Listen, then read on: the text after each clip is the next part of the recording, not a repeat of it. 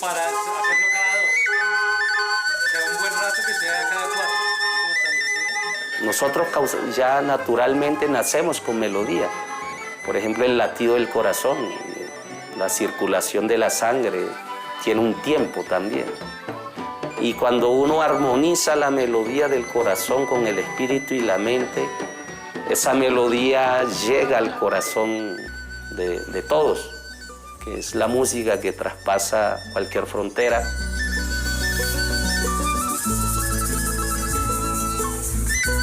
Eso ha sido como tan sagrados para el pueblo arhuaco. Por eso a veces yo siempre he dicho, me cae como cierta responsabilidad también saber cómo lo traslada a otros escenarios, pero considerando que la persona con lo que hacemos también empieza a desarrollar como a valorar ese tipo de cosas que en Colombia no se conoce, o cual no hay un desarrollo, una academia que esté como ofreciendo ese conocimiento. Si no lo hacemos, pues nunca lo iba a hacer.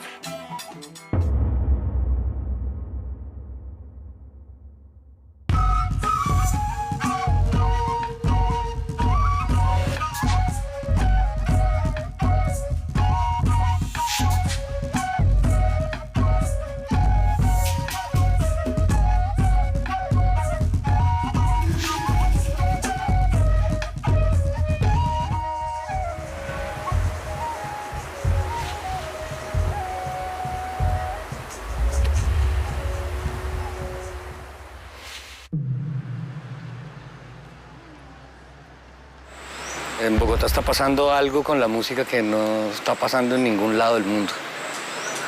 Mucha gente interesada en la improvisación libre y toda esta gente salida del folclore.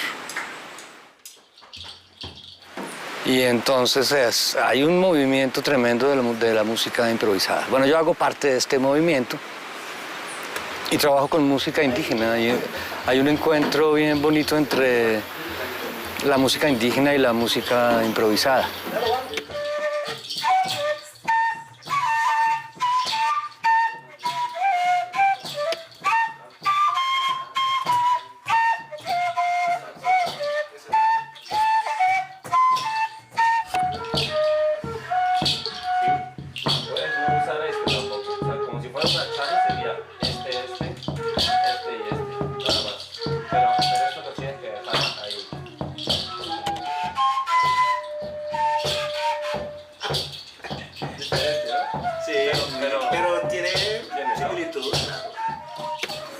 Yo en algún momento era profesor de la universidad y me encargaron la clase de música colombiana y preparando la primera clase, leyendo el primer libro que encontré, decía que la música colombiana era triétnica. Entonces eso mismo que estaba diciendo, somos indios, negro y blanco, y yo me di cuenta que yo había tocado música europea y música africana toda la vida, pero no sabía nada de música indígena, cómo era. Tomé la decisión de aprender. Y una vez tomada la decisión, empezaron a llegar los hermanos indígenas a mi casa.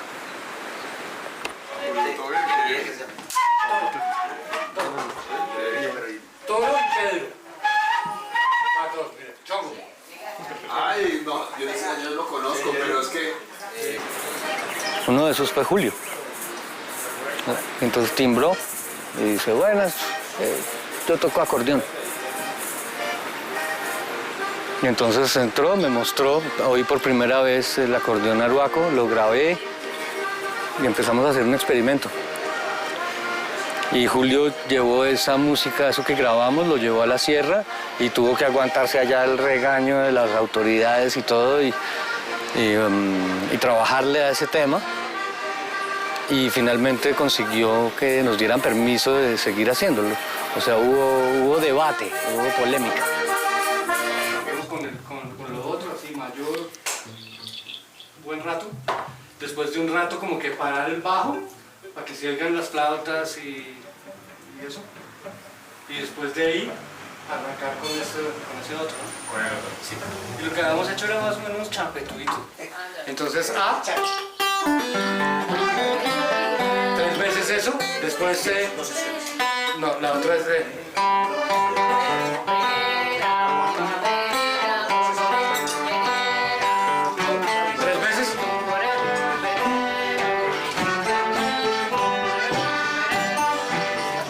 Esa.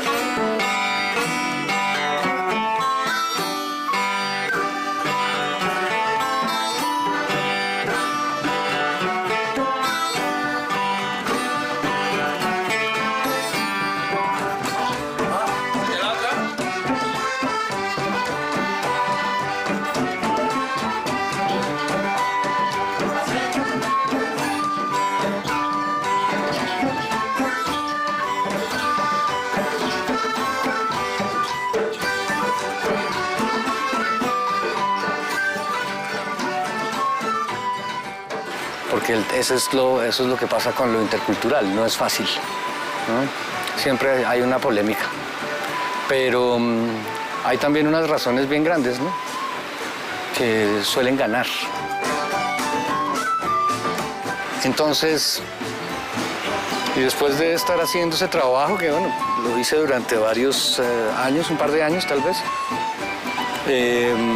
me invitaron a la Cátedra Manuel Ancísar en el año 2008 a hacer una conferencia sobre arte y política, performance y política. Y entonces hicimos una performance que se llamó Mucho Indio. Ese es un poco el origen, ¿no? O sea, idealmente es un grupo intercultural en donde tocan indígenas y no indígenas.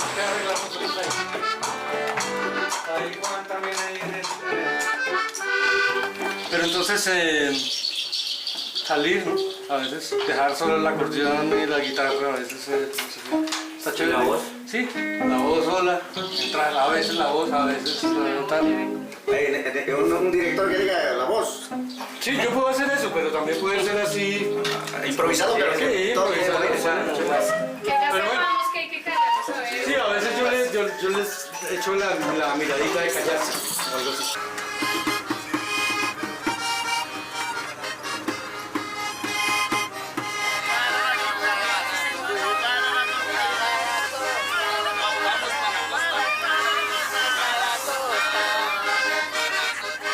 Tradicionalmente la música para el pueblo arhuaco es una práctica que creo que nacemos con ella, tratándose que la música es una herramienta no solo para el oído, sino para el espíritu, que desde que se nace, digamos, las ceremonias de bautizo, las ceremonias cuando un ser llega a este mundo, la música es la conexión para armonizar el pensamiento con la naturaleza.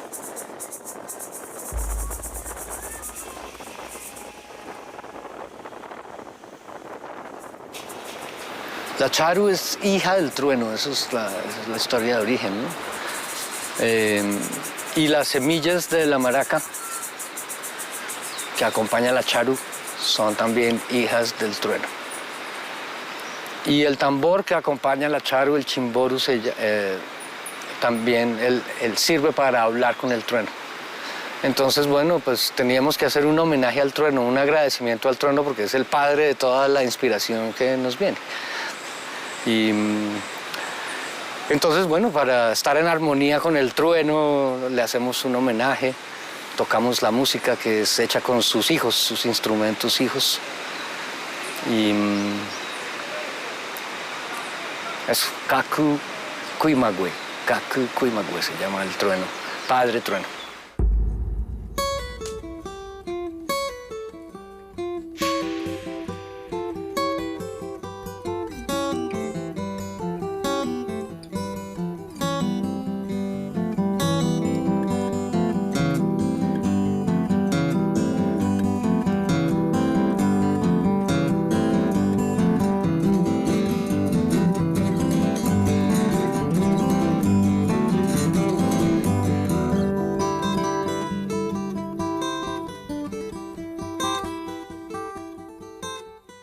hay muchas músicas que tienen que ver con las lluvias, con el trueno y que se toca con chauro, ¿sí? Entonces, es un instrumento que es exclusivo para tocar esa música, por la cual entendería entonces es el elemento que puedo interpretar eso, ¿no? Y por esa razón, por ende, resulta siendo como parte de la música del trueno, de la lluvia, del cerro, en fin, porque en el acordeón no sale. De pronto se puede imitar, pero auténtico, así como debe salir, ningún instrumento tiene como la afinidad para interpretar eso.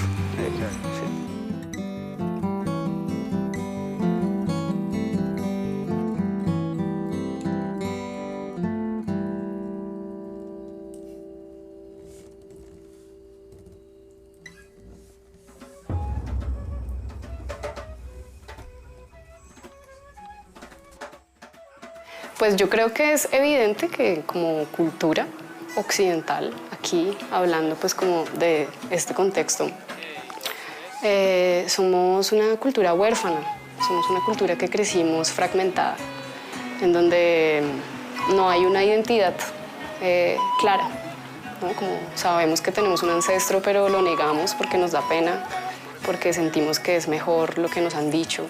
Y siento que todo eso ha llevado como a eso, como a un olvido de lo que significa ser nosotros, ¿no? Dentro de un territorio. Entonces, estar ahí para mí implica, y yo creo que en general, es volver a recordar una palabra, es volver a recordar una memoria, un canto. Porque detrás de los cantos hay principios de vida, hay principios que nos constituyen como seres humanos para ser buenos seres humanos. Y la música recuerda cómo ser buen ser humano. Entonces, pues es un privilegio estar ahí con ellos, con los indios que todavía recuerdan ese canto y esa palabra.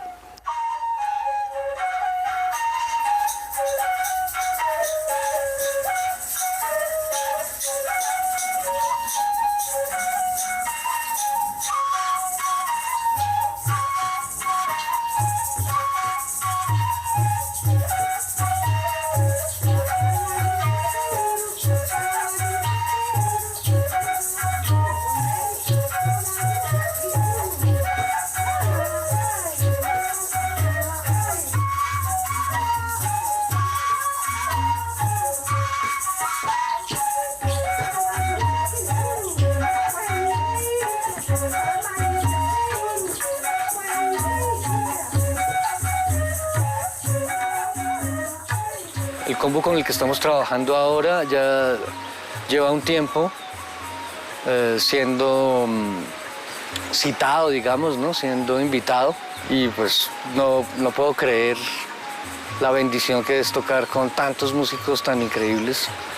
Y todos ellos están en el camino también de la música indígena. Entienden qué se está haciendo, ¿no? ¿Por qué se hace eso?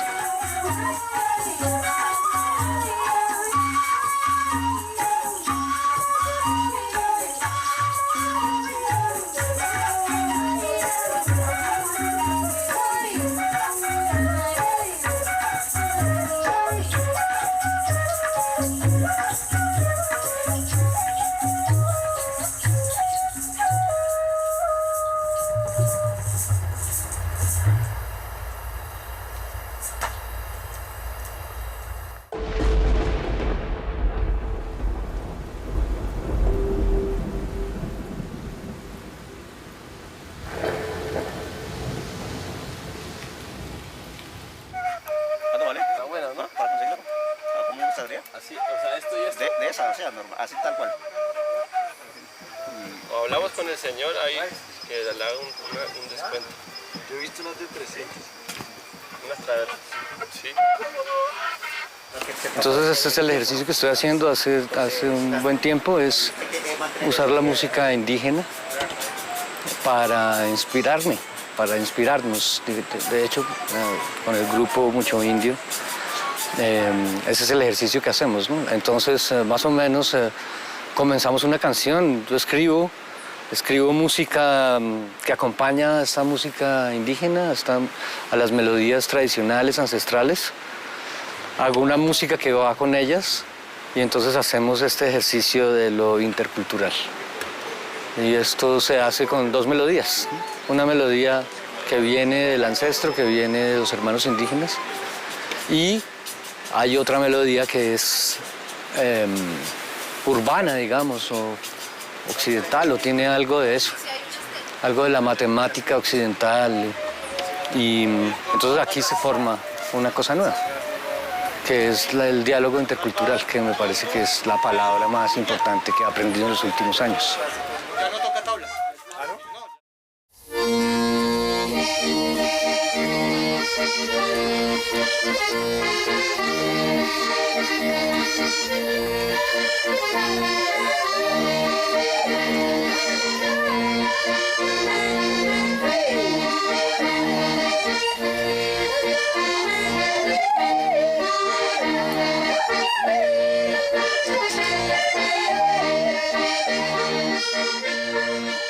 Lo intercultural es un trabajo muy bonito, pero también difícil, ¿no? Juntar dos culturas no siempre es fácil. Pero en lo intercultural hay dos culturas que se benefician mutuamente, ¿no? Es un compartir muy bonito. Aquí se ha visto durante tanto tiempo, así desde la conquista y la colonia, como llegaron los españoles a decirnos, aquí hay que enseñarle a esta gente de aquí cómo se vive, porque aquí no saben. Bueno, lo intercultural es todo lo contrario, ¿no? es aprender mutuamente. Y ahora, bueno, pues hemos estado separados por 500 años, los hermanos indígenas, que son nuestros ancestros, y los bunachis los indígenas llaman a los no indígenas bunachi. Bunachi es lo que lo que somos todos los otros, ¿no? Que somos mestizos, y entonces mestizo quiere decir negro, indio y blanco. Todos tenemos a algún blanco, y algún indio y algún negro. Y entonces nosotros somos interculturales. Colombia es un país intercultural, pero no quiere admitirlo, ese es el tema, ¿no? Como la cultura europea fue impuesta. De eso se trata la derrota, ¿no? La derrota de la colonia, de la conquista y la colonia. Nos derrotaron así, ¿no?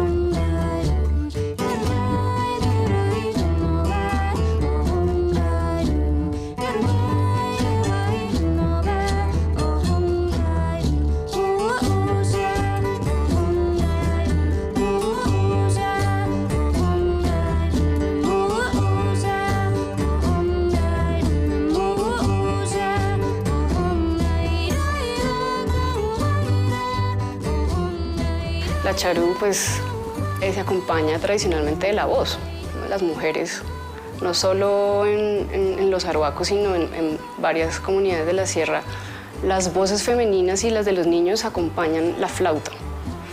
Entonces es una manera de acompañar esa melodía, a veces no completa, sino con unas variaciones, con algunos giros, pero como acariciando la melodía principal. Entonces siento que esas melodías que hacemos, o que yo trato de hacer en Mucho Indio, es eso, como tratar de acariciar esa melodía de la flauta desde mi voz, de manera no directa, sino como, no sé, como entrando y saliendo, como generando un juego ahí, pero que viene del origen, que es esa melodía, ¿no? La melodía de origen que le da como cuerpo al canto.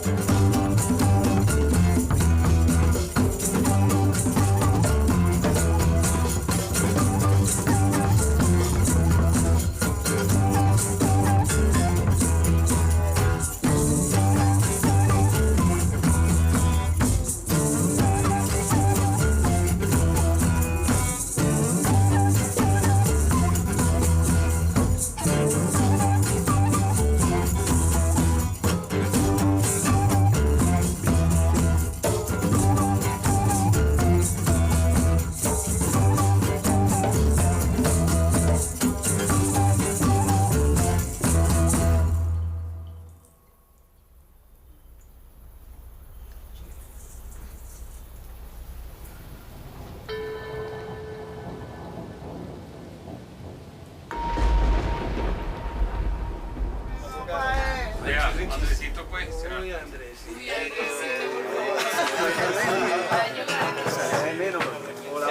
Bueno que se cuele. Bueno que alguien se cuele. Por eso doy el ejemplo de estar ahí en el grupo tocando un sintetizador, ¿no? Que es lo que hemos aprendido acá con Teto, y es como ese diálogo de la máquina que viene de un mundo completamente, pues de una mente, sí, como racional, de Occidente, de lo tecnológico, pero que puede dialogar perfectamente con una flauta que puede tener una historia muy antigua y que juntas, es momento de que juntas se fusionen porque cada una trae algo, cada una trae algo.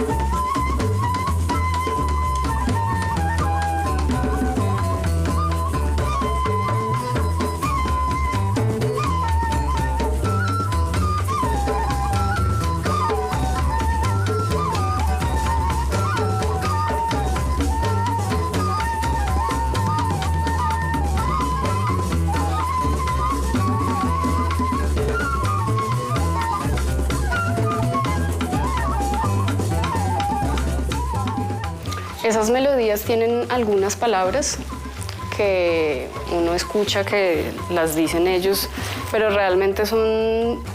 Yo me he dado cuenta que no es como la música de aquí, ¿sí? Que tenga un texto, sino se nombra un poco la palabra del canto, ¿sí? Si se está cantándole a un animal, se nombra a veces una palabra. Ellos me decían, ¿cómo puede nombrar aquí algo o no? Y uno cree a veces que están nombrando palabras y no, es un juego silábico y es un juego que trasciende la palabra, como que pareciera que dijera algo, pero no, estás ahí como una amalgama de sonidos. Pero sí, en algunos uno escucha que sí nombran a lo que se canta, a veces nombran el animal o nombran el nombre de algún lugar, no sé.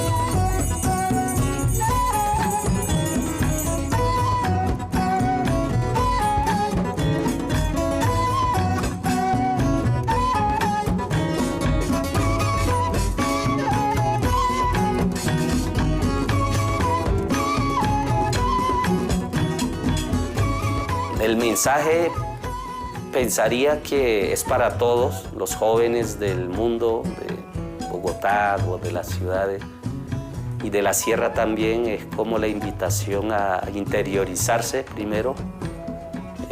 Los mamos nos explican que las melodías, cuando nosotros ya naturalmente nacemos con melodía, por ejemplo el latido del corazón, la circulación de la sangre, tiene un tiempo también.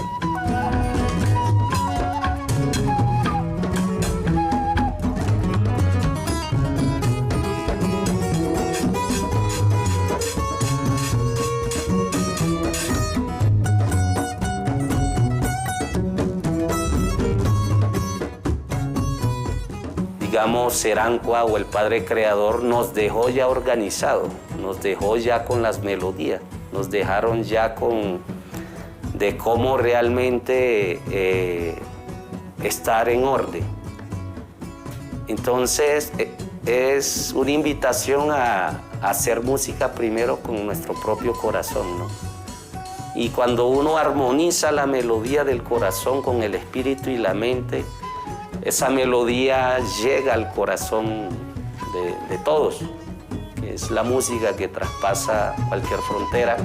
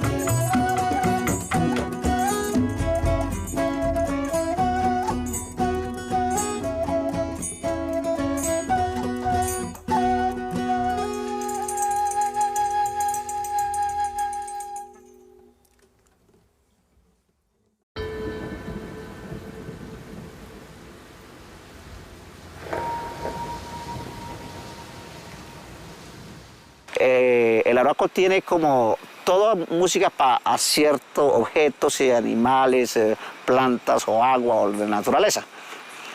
Y nunca lo vi como un arte, la verdad nunca lo vi así.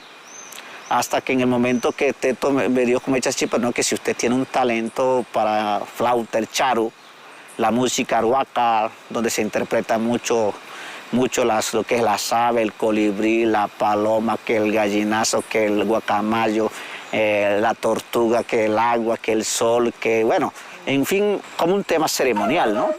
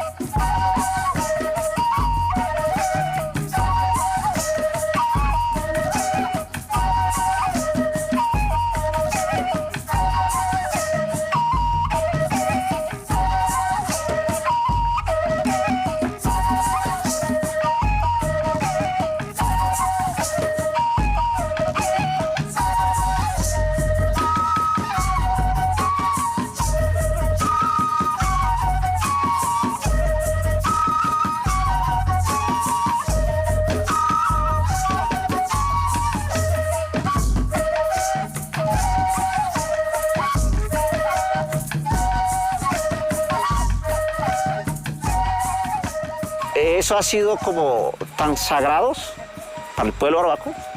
Por eso a veces yo siempre he dicho, me cae como cierta responsabilidad también saber cómo lo traslada a otros escenarios, pero considerando que la persona con lo que hacemos también empieza a desarrollar como a valorar ese tipo de cosas que en Colombia no se conoce, o cual no hay un desarrollo, una academia que esté como ofreciendo ese conocimiento. Si no lo hacemos, pues nunca lo voy a hacer.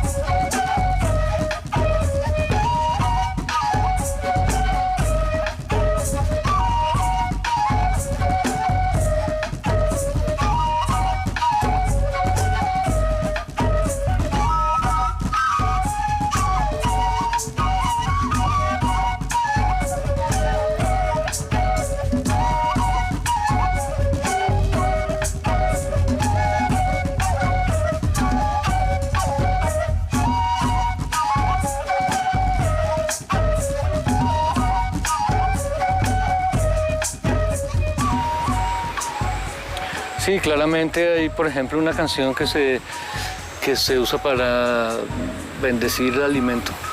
Nosotros no hacemos eso nunca, ¿no? Como occidentales. Estamos en deuda, ¿no? Por eso. Cuando se cosecha en toda la sierra, digamos, ¿no? O en toda la región, todo el café está al tiempo, el de esta finca y el de allá y el de, ¿cierto? Entonces es el mismo tiempo y entonces hay unas fechas, unos momentos con unas lunas, en donde se bendice el alimento.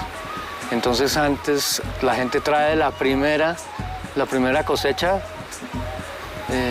lo más, sí, que es la alegría máxima, ¿no? Que se salió la primera papita, o yo no sé, y entonces lleva la gente de la región lleva el alimento y entonces se hace esta danza, Zamayuna se llama, es la canción de la semilla.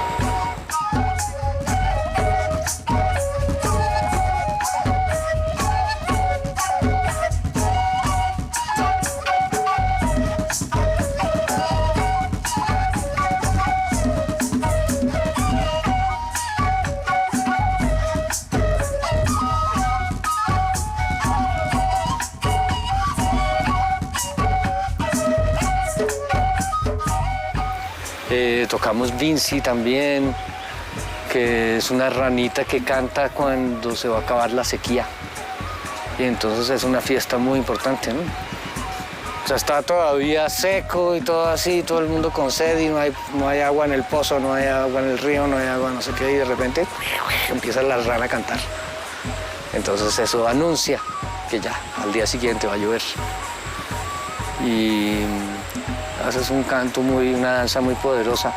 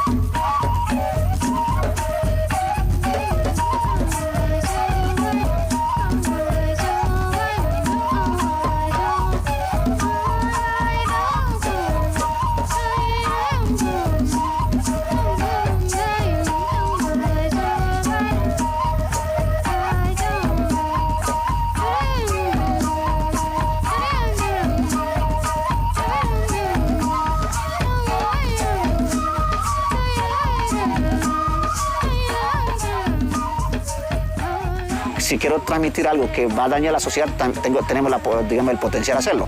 O si lo hacemos para el bien, también lo tenemos que hacer. Entonces, los artistas yo lo miro bajo esa lógica. Lo que hay que saber cómo jugar bien ahí para que las cosas funcionen para bien. Porque lo que buscamos es eso, ¿no? Que todo esté muy bien, sea de donde venga, pero que todo esté muy bien. Y eso es lo que busca la mayoría. ¿Y qué busca cuando uno hace cualquier actividad? ¿Uno qué busca? Sentirse bien. Entonces yo creo que de eso se trata. La humanidad siempre somos de arte, queremos estar escuchando algo. Cuando se nos apaga todo, queremos escuchar así sea los pájaros, ¿cierto? Eso es, por naturaleza tenemos que tener el oído ocupado. Entonces, por esa razón creo que el talento del afro, del indígena, el blanco, como lo llames, yo creo que eso no tiene frontera.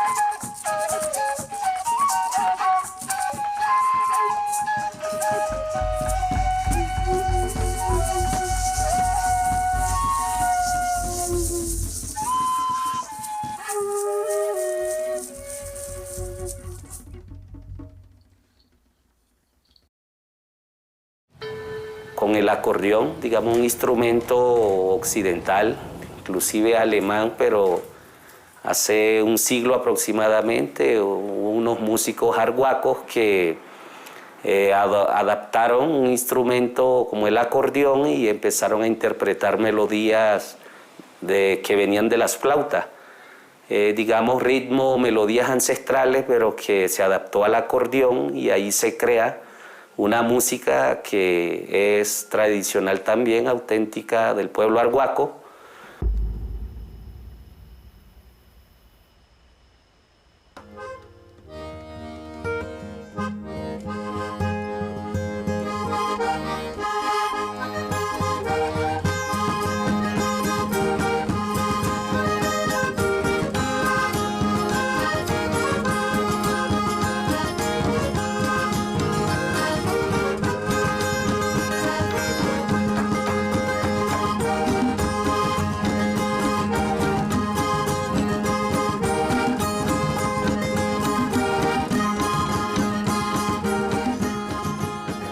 Bueno, es una melodía que hemos llamado kunsama. Son melodías que tienen también su significado. Melodías que de pronto se utilizaban o se utilizan para tributos. Por ejemplo, melodías de la lluvia, melodía del trueno, melodía de la nube, del agua, de las aves. Y melodías de pronto un poco más contemporáneas, porque digamos que el acordeón de alguna forma, digamos estas melodías que el arhuaco interpreta, incidió mucho en el origen también del vallenato, ¿no? Es como también una historia que es importante conocer, revisar. Es decir, el origen del vallenato, de hace un siglo aproximadamente, nace también con la melodía arhuaca en el acordeón. Entonces, si tú analizas el origen del vallenato, realmente es casi que el chicote o la música kunsama interpretada en acordeón.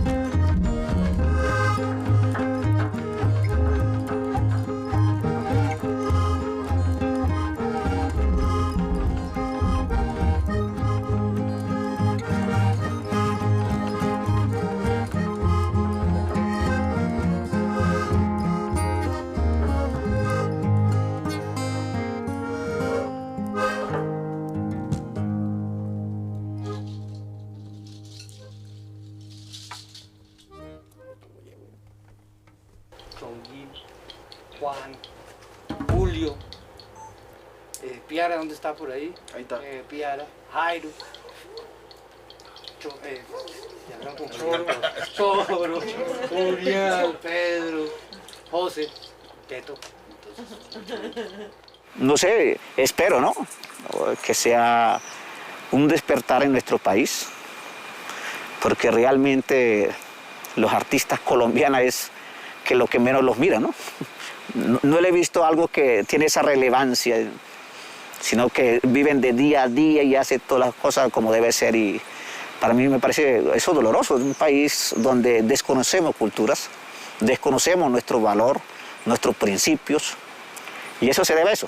No simplemente que le guste, sino respaldar a cómo que esto no se termine, no se pierda, sino que cada vez se convierta como un tema de nuestro interés para todos, porque es una música, digamos, de un pueblo originario muy antiguo, pero a la vez también es del hoy.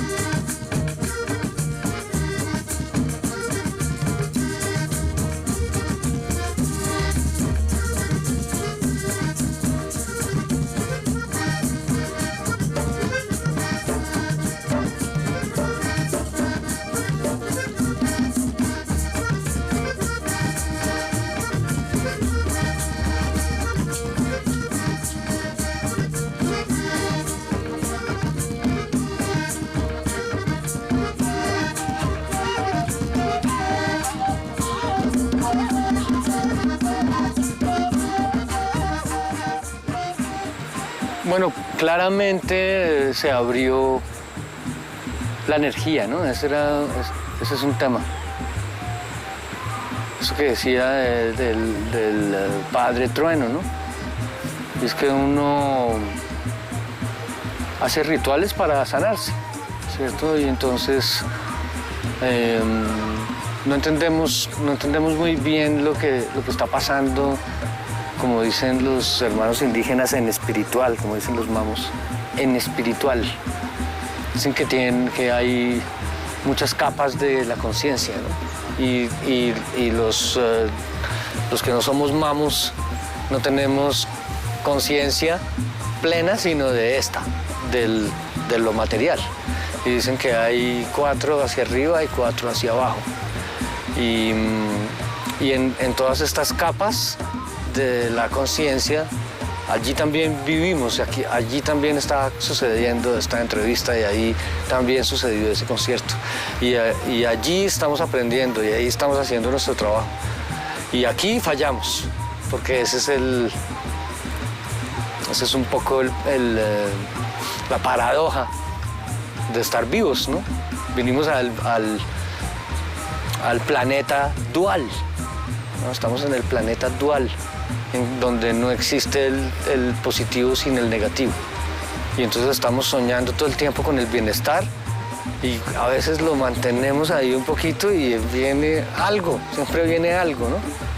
Y esta manera de... No entendemos, ¿no? No entendemos por qué llegó el negativo.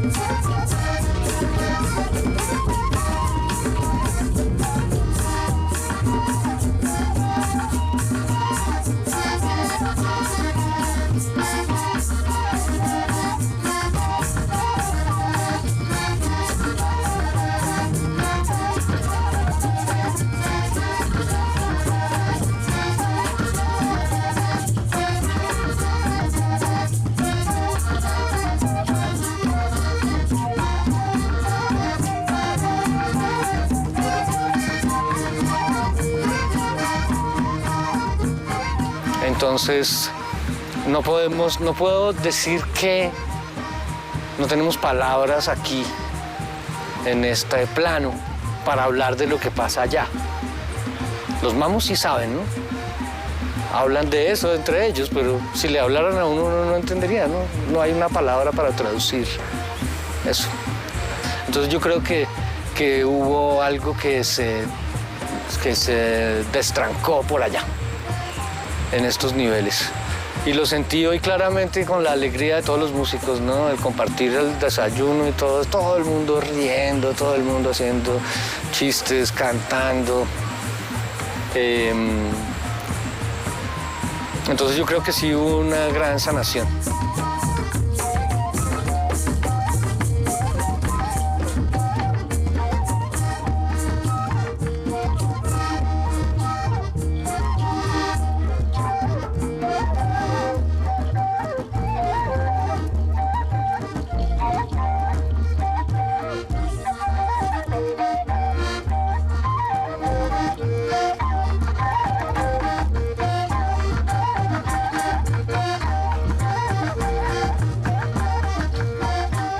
Y creo que más que solo tocar un instrumento o hacer música, yo creo que nuestra visión es traspasar y romper esquemas de pronto y de plantearle a la región, a las regiones de Colombia, digamos, la verdadera historia, ¿no? De cómo el territorio es sagrado, que hay que protegerlo, el agua, la tierra, la naturaleza, los animales, el oxígeno, el fuego. Entonces digamos que al nacer con esta visión, hubo como una misión del más allá, del solo hacer música, es también armonizarse con la naturaleza, pretendiendo como salvaguardar un poco el territorio de la Sierra Nevada y los territorios sagrados de Colombia, ¿no? En los diferentes rincones.